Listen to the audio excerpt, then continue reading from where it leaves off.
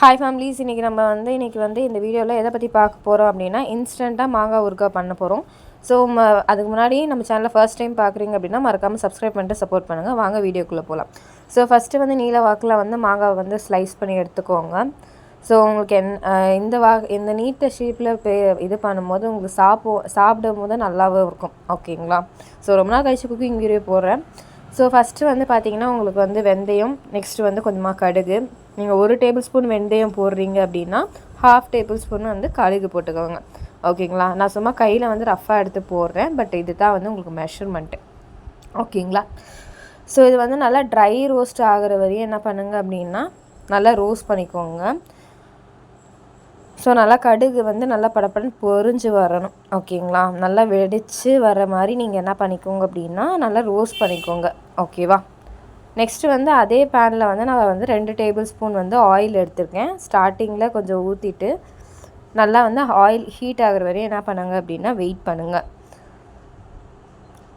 ஓகேங்களா? 2 table spoon நீங்கள் oil எடுத்துக்கணும். நீங்கள் நல்லெண்ணெய் ஊற்றுறீங்கனாலும் ஊற்றிக்கலாம்.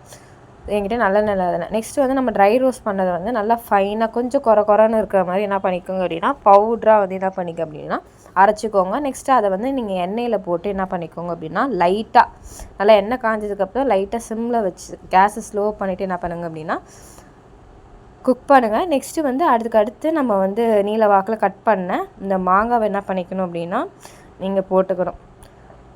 நெக்ஸ்ட்டு ரெண்டுத்தையுமே என்ன பண்ணுங்க அப்படின்னா பிளெண்ட் பண்ணுங்கள். அதுக்கப்புறம் நீங்கள் என்ன பண்ணணும் அப்படின்னா 2 ஸ்பூன் நான் dry chilli powder red chilli powder add பண்ணியிருக்கேன். ஸோ நல்லா கலந்து விட்டுக்கோங்க. ஸோ நெக்ஸ்ட்டு உங்களுக்கு தேவையான அளவு, சில பேர் உப்பு அதிகமாக போடுவீங்க.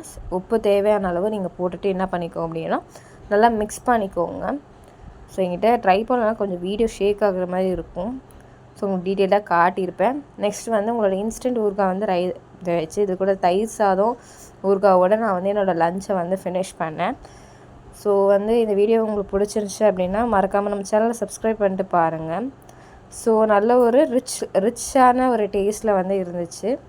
ஐ ஹோப் இந்த வீடியோ உங்களுக்கு பிடிச்சிருக்கோன்னு நம்புகிறேன். ஓகேங்களா? ஸோ வேணும்னா நீங்கள் சால்ட் உங்களுக்கு தேவைக்கு ஏற்ற போல் நீங்கள் என்ன பண்ணிக்கலாம் அப்படின்னா நீங்கள் ஆட் பண்ணிக்கலாம். இது தயிர் சாதம், நெக்ஸ்ட்டு சாம்பார் அந்த மாதிரி வச்சு சாப்பிட்டீங்க அப்படின்னா இன்ஸ்டண்ட்டான ஊறுகாய் உங்களுக்கு ரெடி ஆகிடுச்சு. ஸோ ரொம்பவே நல்லா இருந்துச்சு. ட்ரை பண்ணிவிட்டு உங்களோட ஃபீட்பேக்கை மறக்காமல் கமெண்ட் செக்ஷனில் ஷேர் பண்ணுங்கள். ஃபைனலாக அந்த ஊறுகாயோட அவுட்லுக் நம்ம பார்க்கலாம். ஸோ இது கிட்ஸ் முதற்கொண்டு நம்ம வெளில போயிட்டு பேக்கெட் ஊறுகாய் வாங்குறது பதிலாக நம்ம இந்த மாதிரி ட்ரை பண்ணலாம். ஐ ஹோப் இந்த வீடியோ பிடிச்சிச்சுன்னா மறக்காமல் லைக், கமெண்ட், ஷேர் பண்ணிவிட்டு உங்களோட ஃபேமிலி அண்ட் ஃப்ரெண்ட்ஸ்க்கு இந்த குக்கிங் வீடியோ பிடிச்சிச்சுன்னா நெக்ஸ்ட்டு எந்த மாதிரி வீடியோ வேணுன்றதையும் மறக்காமல் கமெண்ட் பண்ணுங்கள். தேங்க்யூ.